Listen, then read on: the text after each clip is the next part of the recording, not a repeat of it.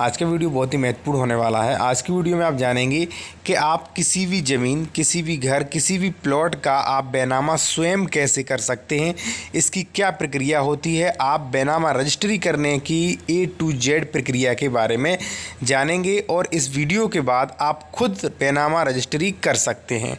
चलिए सबसे first step के बारे में जान लेते हैं। देखिए, जब भी आप किसी भी व्यक्ति की रजिस्ट्री कर रहे हैं किसी भी ज़मीन की, तो वहाँ पे सबसे पहले आप ये देख लें कि भाई इसकी जो भी फ़र्द है या जो भी डॉक्यूमेंट्स हैं इसके ज़मीन से रिलेटेड वो एकदम सही हैं या नहीं हैं, और उस डॉक्यूमेंट्स में ज़मीन का कितना क्षेत्रफल, कितना वर्ग मीटर या कितने फुट या कितना एयर के वो ज़मीन वहाँ पे है। ठीक है, वो सब आप देख लेते हैं। आपको लगता है कि भाई सही है, क्योंकि आपका फ़र्ज़ बनता है कि भाई जो भी व्यक्ति आपसे रजिस्ट्री करा रहा है वो आप स्वयं देख लें कि भाई वो ज़मीन का जो भी डॉक्यूमेंट्स है वो सही है या नहीं है।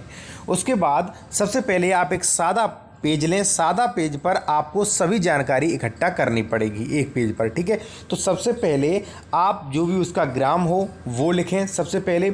उसके बाद आप चौथे नंबर पे देख सकते हैं निर्धारित दर। आपको उस गांव की एक रजिस्टर होता है, जो भी बैनामा लेखक होते हैं उनके पास रजिस्टर होता है, या आप ऑनलाइन भी निकाल सकते हैं। ठीक है, तो निर्धारित दर देख लें कि भाई निर्धारित दर इस गाँव में इस जो भी जहाँ पर भी ज़मीन है वहाँ निर्धारित दर क्या है, जो भी दर है उसके हिसाब से आप बैनामा कीमत निकालें। ठीक है, बैनामा कीमत निकालने के बाद जो भी बैनामा कीमत होगी उसका 5% जो है स्टाम्प शुल्क आपको देना पड़ेगा। बैनामा कीमत आप लिखें, उसके बाद जो भी स्टाम्प शुल्क बन रहा है वो आप लिखें स्टाम्प के सामने। ठीक है, उसके बाद आप विकृत रकबा, आप उस व्यक्ति से पूछ सकते हैं कि भाई आप कितना ज़मीन बेचना चाहते हो, वो विकृत रकबा आप लिखें। उसके बाद ग्राम कोड, जो भी उसका गांव का कोड हो वो भी आप लिखें।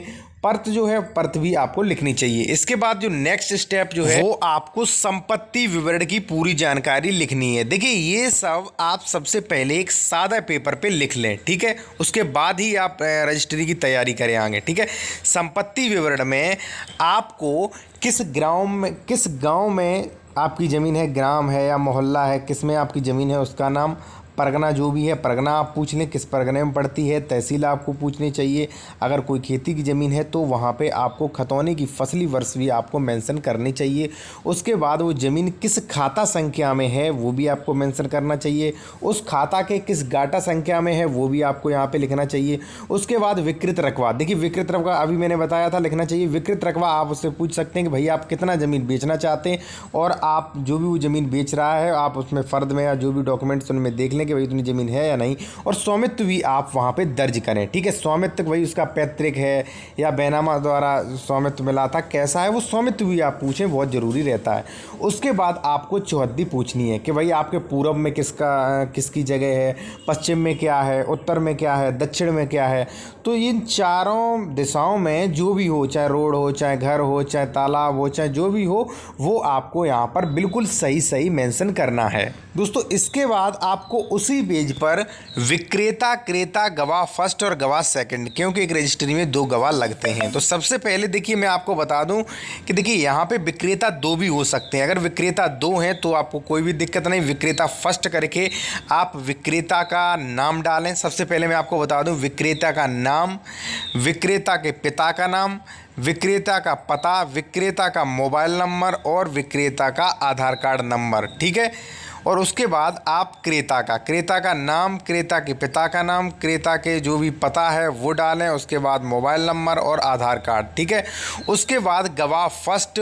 देखिए यहाँ पे विक्रेता भी 2 हो सकते हैं, क्रेता भी 2-3 हो सकते हैं, या विक्रेता 1 है, क्रेता 4 हो सकते हैं, उससे कोई भी प्रॉब्लम नहीं। विक्रेता आपका 1 है तो विक्रेता 1 करें, क्रेता 4 कर दें, कोई भी दिक्कत नहीं, गवाह 2 ही लगेंगे। ठीक है, अब गवाह आपको जो भी गवाह है तो गवाह का जो भी नाम है, पिता का नाम, पता और उनका मोबाइल नंबर और आधार कार्ड जो भी आईडी प्रूफ का नंबर हो वो आपको डालना है। ये दोनों गवाहों के आपको करना है। दोस्तों, ये जानकारी सब कुछ आप एक पेज पे लिख लेने के बाद आपके पास वो सभी जानकारी है जो एक रजिस्ट्री में आपको रजिस्ट्री करने के लिए जो ज़रूरी जानकारी है वो आपके पास पूरा इकट्ठा हो चुकी है। इसके बाद जो आपने स्टाम्प शुल्क निकाला था, जो आपने स्टाम्प शुल्क दे था, जो शुरू में आपने जो भी इसमें मेंशन किया था निकाल के, उसी उतने ही पैसों का, जैसे मान लीजिए 11,200 या 15,000, 20,000, 40,000 जो भी आपका स्टाम्प शुल्क था, उतने ही रुपए का आपको ई स्टाम्प निकलवाना है। ई स्टाम्प जो है आपको उसी के नाम से निकलवाना है जो ज़मीन खरीद रहा है, ठीक है। ई स्टाम्प वाले को आप उसका आधार कार्ड दे सकते हैं और पूरी जानकारी आप बता सकते हैं। ई स्टाम्प जो भी ई स्टाम्प विक्रेता होता है वो अपने अनुसार फिलअप कर देगा। आप ई स्टाम्प में ये देख लें कि जो भी जानकारी भरी गई है वो बिल्कुल सही है या नहीं है, जो भी आर्टिकल हैं वो बिल्कुल सही है या नहीं है। आप ई स्टाम्प देखने के बाद आपने जो एक जानकारी का जो आपने एक पेज पर जो पूरी जानकारी लिखी थी वो जानकारी आपकी तहसील में जो भी रजिस्ट्री बनाता है, जो भी टाइपर होता है, कंप्यूटर में टाइप करता है, जो भी रजिस्ट्री बनाता है, आप उसको सौंप सकते हैं। वो अपने अनुसार भाषा उसके पास लिखी रहती है, वो अपने अनुसार जो है रजिस्ट्री जो है पूरी आपके जो भी पेज हैं उन पर प्रिंट कर देगा और सामने ई स्टाम्प लगा के आप जो भी फ़ोटो हैं लगा सकते हैं।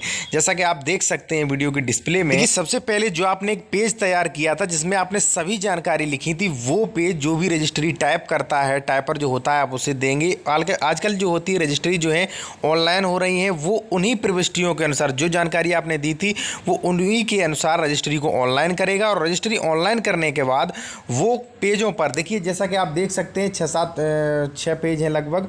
इन पेजों पर पूरी जानकारी जो है अपनी भाषा में पूरी उसी जानकारी को टाइप करेगा जो आपने उसे दी है। देखिए रजिस्ट्री में भाषा वही रहती है, सिर्फ क्रेता विक्रेता के नाम और ज़मीन का विवरण चेंज हो जाता है, वो आपको टाइप करके दे देगा। उसके बाद आपको क्या करना है भाई, आपको जो उसने टाइप करके दी है वो रजिस्ट्री आप पढ़ें और जो भी क्रेता विक्रेता हैं आप उनसे कह दें कि भाई आप अपनी रजिस्ट्री चेक कर लें कि इसमें कोई प्रविष्टि गलत तो नहीं है, ठीक है। जो भी आपने ज़मीन का गाटा संख्या, जो भी ज़मीन का क्षेत्रफल है, जो भी क्रेता है विक्रेता है, उनके पिता के नाम, उनका पता और जो भी है वो बिल्कुल सही है या नहीं है। देखिए आपने जो रजिस्ट्री की प्रविष्टियां हैं, जो भी टाइपर ने टाइपिंग की है रजिस्ट्री, जो भी भाषा लिखी है, जो भी आपके विवरण दिए हैं उसमें बिल्कुल सही हैं। आपने अपना ई स्टाम्प भी चेक कर लिया कि भाई ई स्टाम्प जो है वो मेरा जो भी पैसे हैं वो भी सही हैं और पार्टियों के नाम भी सही हैं और ज़मीन का डिस्क्रिप्शन भी सही है, ठीक है। ये जब आप देख लेते हैं कि भाई हमारा ई स्टाम्प सही है, पूरी रजिस्ट्री सही है, तो आप रजिस्ट्री कराने के लिए बिल्कुल तैयार हैं।